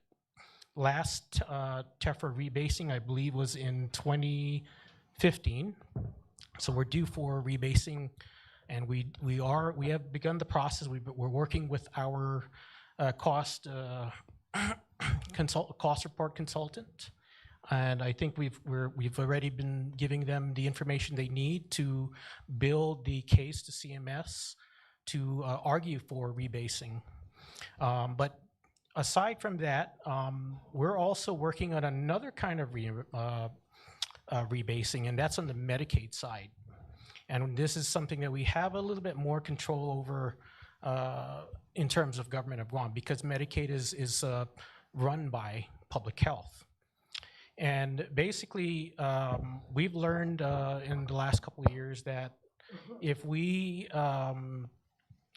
declare GMH's expenses as what's called a Medicaid certified public expenditure, the reimbursement, combined with the fact that we have a historically high FMAP rate of about 83%, and this is based on cost, we actually think that we're going to get a boost, and we're going to get a rebasing in the Medicaid side. And I actually have some figures. If for rebasing, if we were to rebase for Medicare for fiscal year 24, we're looking at about maybe 20.6 million additional. How much was that? I'm sorry, I didn't hear that. Yeah, 20.6 million. The current reimbursement is 15.2. Actual cost of the hospital is 35.8 for Medicare. So that's a 20.6 million increase. Of course, that's going to go down over time when the TEFRA limit applies. But for Medicaid, we think about maybe about 17 million we could probably achieve. So we're working on with public health very carefully. This is a project that I started when I was still at public health 20 months ago for the CPE. And we did an analysis in January when I was here, when I just first came here, and we submitted a state plan amendment to public health draft. And public health also has a deadline internally for their own strategic plan for Medicaid, which is before the end of this fiscal year, to act on this. So we're very hopeful about that, and yeah, that's kind of where we're at this point. So working with the Guam Medicaid about increasing the reimbursements to that, and so in as far as a timeline, when can you give this body an update of what the actual numbers may be looking at, we may be looking at for the hospital? So our preliminary for the CPE, the Certified Public Expenditure for Medicaid, is 17 million at this point. Public health is going to have to seek technical assistance from CMS to evaluate their new state plan amendment to implement this. And through that process, they're going to go ahead and take what we gave them and validate it or come up with a certain amount. Because they have to measure federal impact on the federal dollar. So would there be any more additional policy making that we would need to look at on our end based on the information you just provided, or is everything up to date based on what we've already done from the legislature? I think we're pretty much where we've pretty much been doing what we need to do at this point. Okay, so just know, team, that I'll be asking on this again, and I just want to thank you guys for the updates. I've said this, and I will continue to say this, that this hospital cannot reject anybody who walks through these doors to get medical assistance, and I know that it's asking for a bottomless pit, right? But whatever, just based on looking at the information that you've given us, even for the CIP dashboard, I think that any other resources that we can look and tap into, please don't hesitate to let us know, because I think, especially with us looking, not for taking from Peter to pay Paul, but to look for the resources that are out there that we can continue to tap into, and working with public health and the rebasing and all that's in front of us today, that we can at least look at more resources coming into Guam. I'm saying that correctly, right? Yeah. So, Madam Chair, thank you very much for giving me the opportunity to ask those two simple questions, just knowing that the previous speaker talked about another success with the harmonized code coming in and the implementation. We hope that will be signed this week, but more importantly, as we look at things to that nature, we can look at with you guys and what you guys are already doing based on the policy that we've worked on together. So thank you. Thank you very much, Madam Chair. And thank you, Dr. Uggan and team, for your for taking us today. Thank you, Senator Barnes. I had a follow-up question to what she was mentioning regarding TEFRA and whether any additional policies are required, because I was going through some of the paperwork that was sent to me, provided to me from GMH, and there was a notation of federal legislation. So if you can provide, is there any update on HR 7148?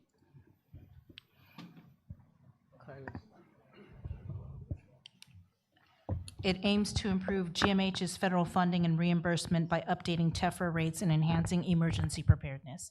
Okay, so I guess this is what I guess the congressman was trying to institute in terms of creating what's referred to as a territorial safety net hospital.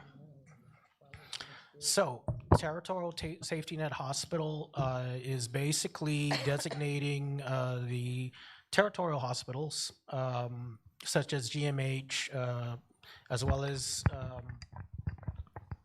the USVI hospitals. There's 2 of them there. There's actually 4 general acute care hospitals within the CMS system that are under TEFRA. And what this legislation intends to do is, instead of having that TEFRA limit that I was talking about earlier, it would be full cost reimbursement. I know that the congressman introduced this in July of '24, and I think he needs to reintroduce it for this particular term because I think their term ends, it restarts in January. But yeah, that's kind of what that would do at this point. And I wasn't here when it started, but our staff has been meeting with his staff to discuss this. And we've been given assurances that they're still working on it. Yeah, we actually have been meeting with the congressman, and I believe that there is something that he's waiting to be voted on. That and also removing the cap on acute care for critical access, the bed for critical access hospital.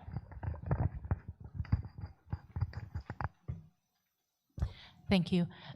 Speaker Laws?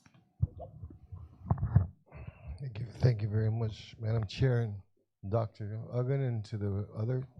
Thank you very much. Very informative. And I will share the kudos that was provided by Senator Matauto. Building looking really nice. Thank you. Before I go on, and let's go to the first page. And I just want to clear up some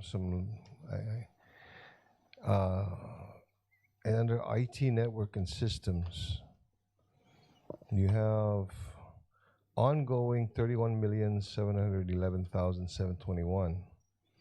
But if you go all the way across and you go to total per category, ongoing, it says 0.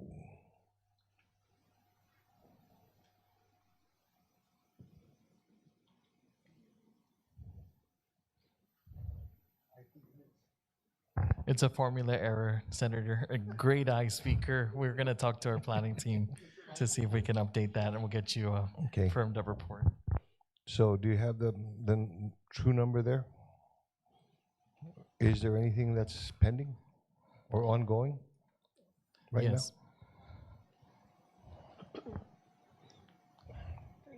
We have 3 projects pending and 6 that are ongoing, 7 that were completed. now? Okay. And I focused in on that because one of the areas that I'm actually interested in is your electronic health records. And am I assuming that this is part of that process? Fits under that category? Yes, and if you reflect on page 5, at the bottom of page 5 is the IT Network Systems Infrastructure Report, and that begins the itemization of each of the specific projects that I gave you a summary count for. Okay. Okay. I'm just checking. All right. Because if I remember correctly, part of the concerns and problems that we were having is actually with your electronic health records. So, how are you managing with the current system that you have now versus what you want to have in the system? I mean, how you want the system to operate. How are you managing that now? I mean, what system do you have right now? We actually have more than one system. That's to come, right? That's one of the biggest problems. We're still running our sunsetted system and our current system. There's a lot of issues because nothing interfaces. So our staff have to open up several different systems to look at one patient. And it's the most frustrating when you're taking care of patients and you have to open the EHR of the ER, and then you open up our EHR that we currently have, and then you kind of open up another area to see everything, and then there are scanned documents it's a hot mess. What we're doing right now is, because of IS squared, we are now going to try and power up the entire building. So there are a lot of dead zones in the hospital, all the way to the bedside. There are some modules in the current EHR that we could still use to try and do that barcoding system that we're talking about. While trying to maximize what we currently have and bring in IT interface experts, someone who can look at the systems and say, you know what, you're not maximizing on this. For now, this is what you can do. Finding solutions with what we currently have and then create a roadmap for where we need to be. There are companies, so, Senator Tello Taitagui has started this AI committee, and I just came from a conference in LA. It was a high-tech conference in healthcare. And there are companies out there, lots of modern technology that can actually take all these systems and try and consolidate it into our current EHR. How we currently operate is that our sunsetted system is where our patients register. Then the other EHR that we currently have is where the physicians and nurses chart. So you can already see that if one goes down, you can't register patients. And if the other one goes down, you can't document on patients. You can't see prior notes. It's just awful. So we are hopeful that we're going to get this finance of for this EHR, because we need to move the hospital into the 21st century. We need to change the technology, and that would help with a lot of the process improvements that we need help with currently. So I guess it would be, I guess the question I was going to ask, Nick, was the interface and interoperability between your facility and the hospital and other networks outside of the hospital. What are your plans for that? So a new EHR would allow us to have good interoperability. Currently, we can't even do that inside the hospital. Okay. Now totally off from away from there. What is your total bed capacity now? Oh, go ahead, Doc. Yes. If I may just add, one of the our goal is to be accredited, and we've been cited that we need a better EHR system. It's intuitive. It makes sense that we need to be in the current mode of how we do things. The physicians know this. The nurses know this. How we run things in this hospital needs to be updated.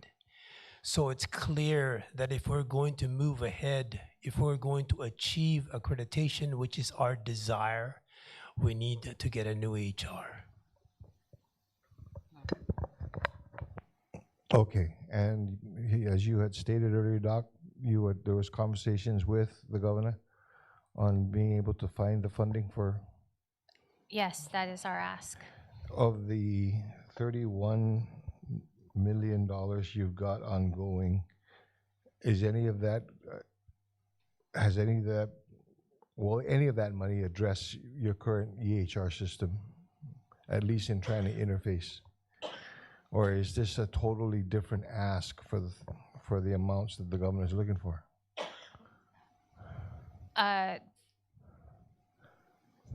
It's different, for sure.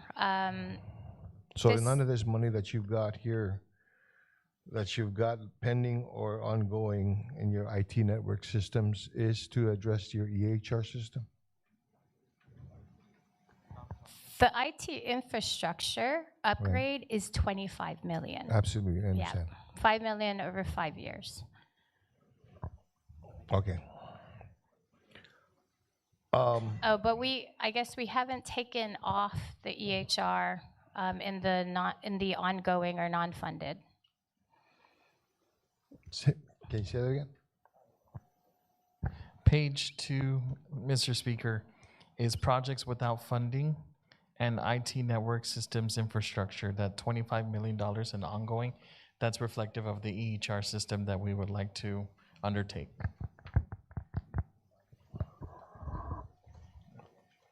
Oh, the projects without funding. Okay, got it.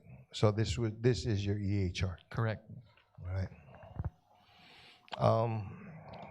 How does that affect your billing system? The billing system? Right. It doesn't. That's the problem. Yeah. I'm so sorry. I No, just no, need no, to be I very understand. honest because, we talk about the RCM and the consultant and why we're doing it now. What we've done in our budget, which you're going to see, is something that you have never seen. You only see numbers when we come to you. We come to you, we ask you for money, and we tell you, hey, we're $80 million in the hole.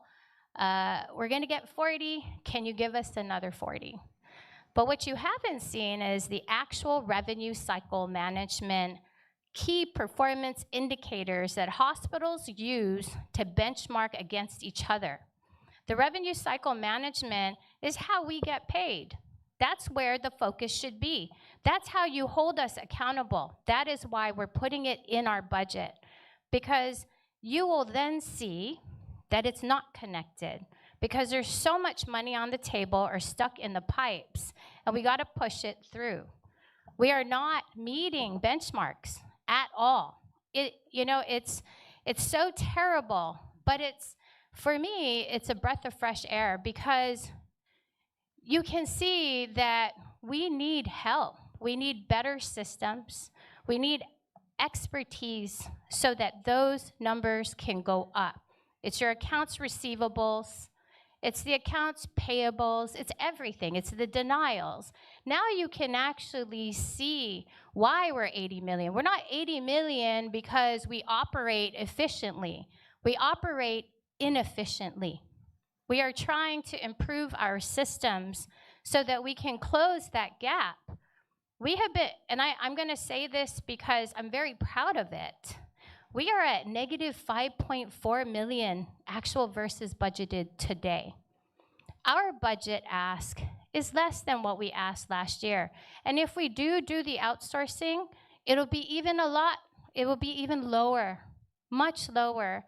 The revenue cycle management, 80% of hospitals, they outsource some form of it. Guam Memorial Hospital needs to outsource the entire thing right now. We just lack the capacity. But I'm excited for you to see this. I appreciate it, and that's why I was looking through the numbers, and I'm saying, okay, how does this connect to that? And I'm not finding it, and I guess I got the answer to the question. That I was trying to get. So I appreciate it. I thank you for your candor and your openness on this. I can ask the other questions later, but I want to keep it to that. Okay, it's not all doom and gloom. Okay, so thank you very much, Madam Chair. Thank you very much. Thank you, Speaker Bloss.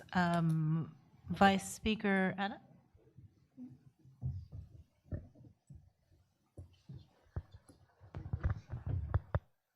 Thank you, Madam Chair, and thank you to the GMHA team for being here this afternoon and for this oversight hearing. Perhaps just a couple of questions I have is that the first and foremost one is, the team that I see before us is the team, well, at least majority of you have been here this entire process and previously. What's changed that we see progress now that we haven't seen in the past?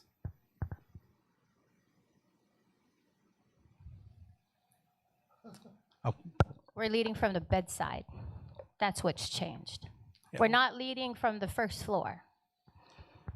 And I think that had that been done previously, perhaps we would not have lost the $20 million in ARP funding. Am I correct? Well, I'll tell you, Senator, this interim CEO is holding all of her management team accountable. There are KPIs and expectations for deliverables, and she meets with us daily. As much as we have 1,001 things to do, She ensures that she assembles her executive team and gets updates on everything that is outstanding, because as the good budget chairman had said, if we don't have a finance problem, but we have an execution problem, she wanted to deliver on that execution front. Yeah, and that's great to hear, but I wish, each individual, each one of us, right, we hold accountable ourselves.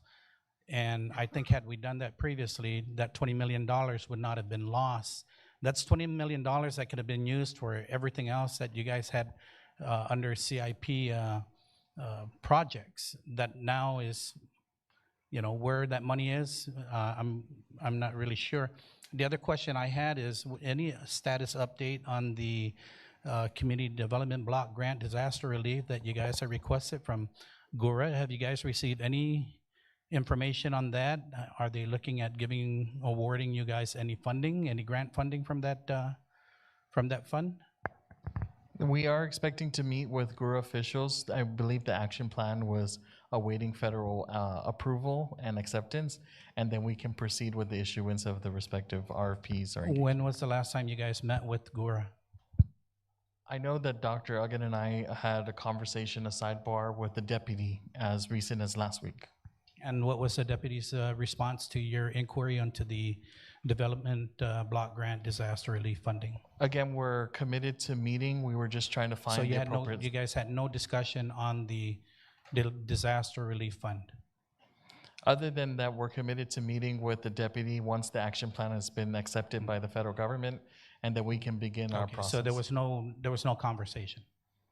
We did have a conversation with the deputy. On the disaster, I'm specifically asking on the disaster relief funding, the $500 million that Guam received, and that GMH management assured that you will put in for requests for some of that funding.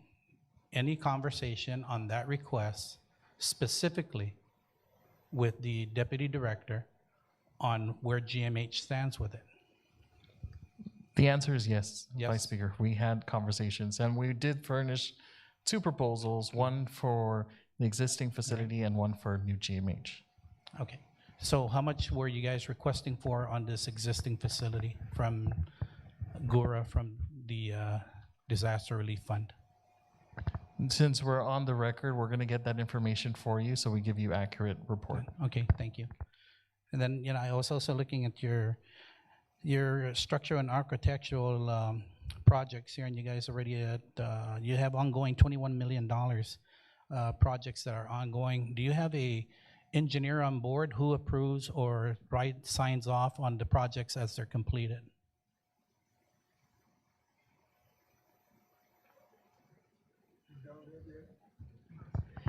The gentleman at the far end of the table is a professional engineer, Mr. Zaldi Tugadi. He's on board as our chief engineer leading with those projects. So Zaldi, you're the one that signs off on all these projects as they're completed, and you Yes, get sir. them paid? As they invoice us, we do our rounds and make sure that the billings invoices are representative of the project status or completion. Okay, so you have a project here that's completed for $444,112.62, but yet on the category number per category, it says 0 completed. Can you tell me what project that was completed for $444,000? And how many projects does that consist of? I think we have the listing there, Jesse. Yeah, it says 444,000 completed, but 0 on the indicator of number of projects completed.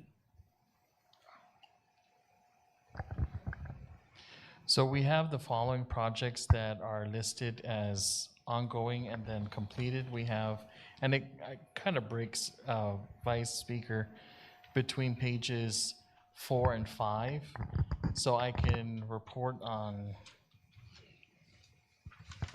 let me pass it to Ron. I was looking at page 1. Oh. Yeah, if you look at page 1.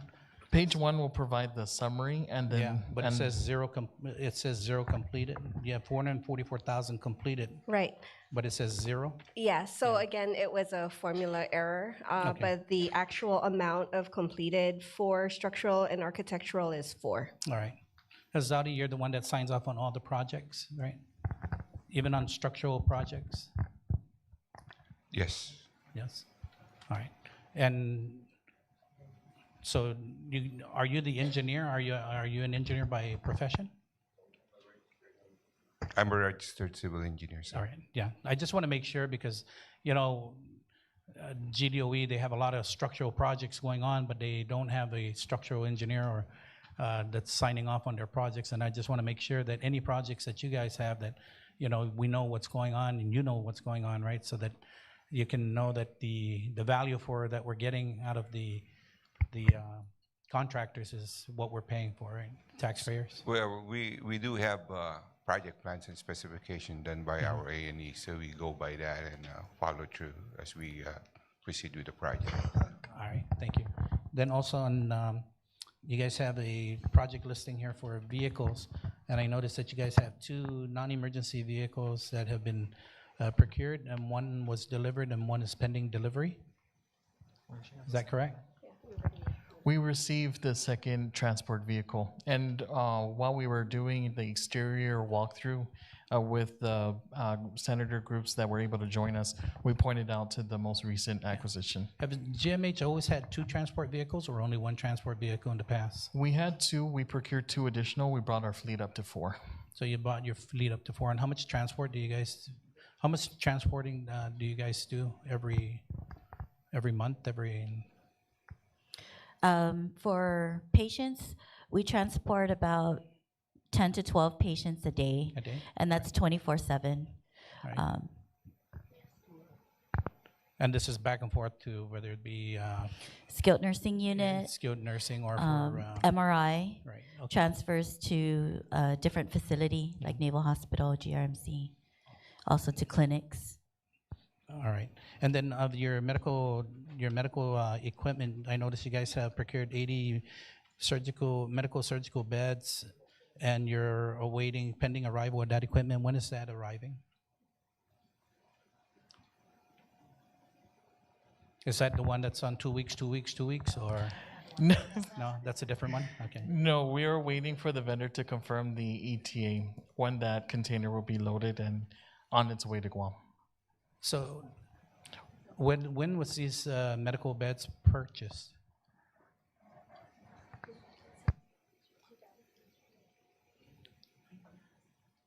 And when was the delivery date?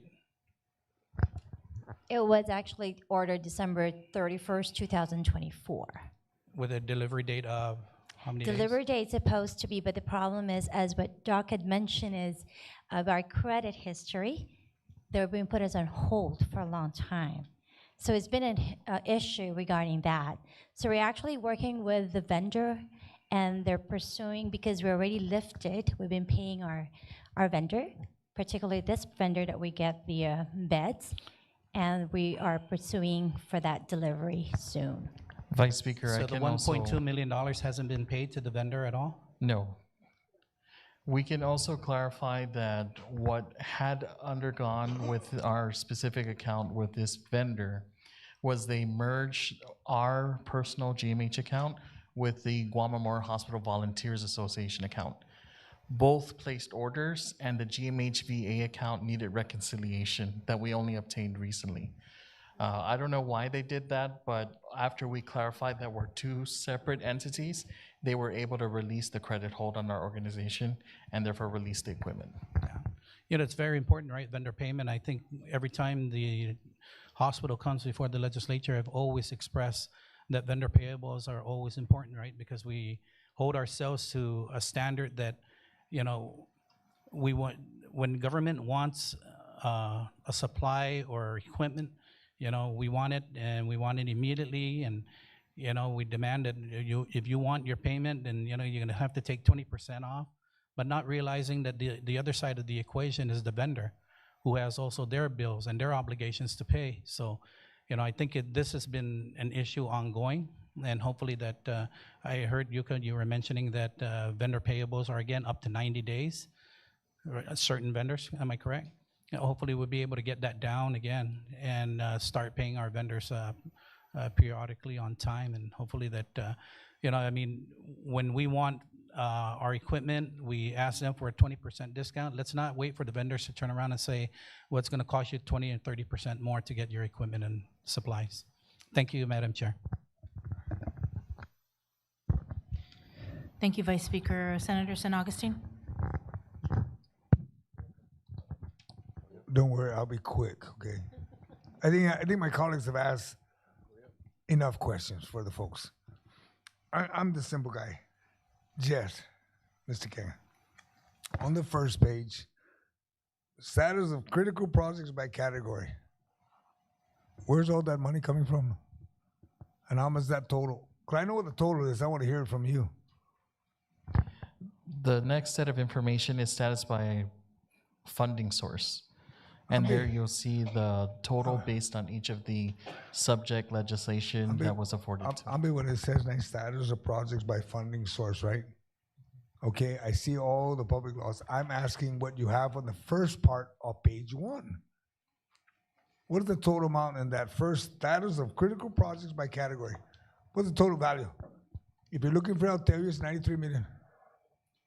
Okay, that you should have had in the bottom. And that's not an IT glitch, okay? That's simple. You should know that, okay? And the reason why I'm concerned is because before you can go to the next project, maybe if you, the TJ, just make it flow. It makes it easier so Dr. Hawkins can say, where's this? And then, you know, as my colleagues brought up, you know, you go to your vendors. There's somebody has to certify the money's there, right? Before you cut. So who signs that? I'm not going to look down there where I know that she's right there. You know, you sign off that there's funds, and then you're 90 days behind in paying. If you say you have money to pay when you cut a contract, then pay it. And if there's a glitch, then, you know, pull the handbrake and say, legislature, governor, por favor, help us because it's about the patients. You know, you said it, Doc. You're working from the bedside, not from the first floor. I'm saying you need to pay for all these projects. Well, por favor, give us the money to pay it. So it gets done. So there's not a 90-day. Because I know that you mentioned earlier it's $40 million you got. You were able to get ahead. Now you're looking at you need another $40 million to get ahead. Pura, get ahead. The other section here was that another project here listing. Projects without funding. How much is that? 36 million. So they mentioned that the governor's supposed to going to try to find you 25 of that. Is there another source that you can get? Like the vice speaker said, get Guru to pay for it. Maybe Guru can give you 100 million and get you to 40 million ahead and get you the 36 million you need. I'm only throwing this out because there's somebody, Guru is available. Por favor, knock on their front door, knock on their back door, knock on their window, say, hey, can you help us? Because a lot of your patients are coming from them. Let's not kid ourselves, okay? If it's not somebody with insurance, it's somebody that doesn't have insurance, that you cannot deny them attention. I'm not going to say they all come from there, but I wouldn't be surprised if a good number comes from there. And then when they mentioned the rebasing, I know my friend that used to be at Public Health. He's right next to Yuko. I know he was working on the projects. How far are we getting close in that rebasing? So we get the Medicare and Medicaid. I know you know I'm looking at you because you're the only one I know that came from Public Health. Everybody else came from everywhere else. Where are we at on the rebasing? So we worked with... How close are we? Are we within 90 days, 120 days? That's the numbers I'm looking at because you know this is not a new project. No. Okay, so where are we at? What do you estimate? Can Dr. Ogden feel that it's within reach? That's what I'm trying to get at. So that the legislature can feel that, okay, let's figure out a way how to help you guys so you can get there if we need to do something. Because that's the role that we're supposed to play. We're supposed to play with policies to help you get to where you need to go. So how many days you looking at? Because I know at Public Health you work on it for years. Go ahead, Yuko. We actually spoke with our consultant just in January about sending these timelines on these things, right? So the first step was we're going to submit something called adjustment requests for various years of our cost report, and we get a little bit extra for that. After we have one more year to do, we're just going to do FY24, and then right after that, we're going to start on the rebasing project. And this one, he estimated just on the data and the analysis portion would take about 4 to 6 months just to finish the request, the report, and get all the data. After that, it will go to Noridian, which is our Medicare contractor. And then from there, that's where we really don't know the amount of persuasion or what we need to do after that. That's how we've been working with the congressman, because this really is at that level to get it approved. Okay. Thank you. Thank you, Madam Chair. Thank you, Senator San Augustine. I did have a couple of questions that I'd like to ask, follow-up questions regarding some of the projects, your revenue enhancement projects and cost savings. And if you could give us an update on some of them. Again, I know a lot has been said about the revenue cycle management initiative. Where are we with this contract or the solicitation? Last I heard, you were in the negotiation phase. We still are, Senator. So once the negotiation phase concludes and we have a contract in order, we'll be sharing that with the committee. The other projects that are due for outsourcing that we've identified, we published the RFP for outsourcing of environmental services. That's now live and expected to be due at the end of April.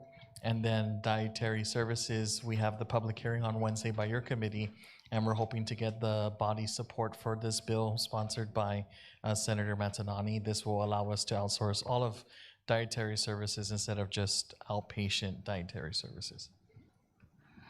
Security services? Correct. Security services remains on the list as well. We're hoping to achieve this through phases, and so we're going to accomplish the ones that we have launched already, and depending on the level of success we find there, then we move on to the remaining objects that we've already outlined. And there was something else that we had discussed regarding the skilled nursing facility. Could you talk a little bit about that, and what are the plans for the SNF? So we issued out a request for information, and we did receive some response. So we're currently reviewing the responses we received for that, and we will then be putting out a request for proposal, an RFP, which would then be with the intent to lease out the SNF facility. Have you had communications with any companies out there that are interested in leasing out the SNF? And what sort of revenue are you anticipating? There were a couple positive responses for interest, and they express how this arrangement might work. The intent of the hospital is to outsource, but they remain patients of GMHA. If possible, even to lease unused areas of our SNF facility, so that becomes a revenue source for the hospital to diversify the funding to support our needs. Say you were able to implement all these different, and you're able to outsource all of these projects. What kind of savings are you looking at? What kind of revenue are you looking at for GMH? Very rough estimate that we have so far is about a $5 million savings on all of these initiatives. The revenue cycle, we expect to bring in additional revenue just from gaining more efficiencies with the technology, additional people, additional help would probably be about $12 million a year. And then on the skilled nursing facility, it really just depends on what we negotiate with the person, if they want to lease the whole thing, take over whatever skilled nursing services we're offering. We just roughly estimated that at about $2 million in rental costs, but we're just not sure at this point, but we really wanted to just put some numbers in there just to make it sound feasible because this is going to be bringing in revenue. Right now, we have a lot of expenses up there, so this would be a engagement just to relieve us of some of those expenses. You mentioned the RCM. It could bring, if you outsource that completely, you're looking at potentially $12 million, right, in revenue? That's Is that just what you said? estimating at 1 million a month, which is something that we hope that if with better denial management processes, right now denials are not being handled by people. They're being handled by technology as it comes in. That's what we'd love to implement. That means if a denial comes in today, a routine denial, it will go back and be appealed in the same day, which means we're going to get paid a lot faster. We're not going to lose so many days waiting for that appeal to be resolved and for us to get paid. So that's one of the things that we really want to implement with the RCM. So let me just ask you this then. If we don't implement and we don't outsource this revenue cycle management program, just today, how much are you losing based on what you have right now? What you're using right now, what you're doing right now, everything manually, everything coded in with, by hand? Well, we estimated the $12 million impossible increased revenue. That's an estimate. So I think we can use that number as the estimate, but just the sheer volume of claims we have to process, all the manual processes, we're losing people. People are leaving. We've lost coders. We've lost some billers. So that also decreases our capacity, and people are burning out. They're working overtime just to get claims out. So it's not just about getting more revenue, but it's about being more efficient, and that brings the cash in a lot faster. Okay. My final question really is for you, and maybe even for anybody that's here watching this, employees, staff, and if you would like to say something, please come up and we'll give you a microphone, because I think we need to hear from you if you came here, and you wanted to speak, because this is your hospital, this is the people of Guam's hospital. So if anybody that's here that's been watching and you work here at GMH, or you don't work here at GMH and want to talk about the state of the hospital, please come forward. We will bring a microphone to you if you would like to say anything.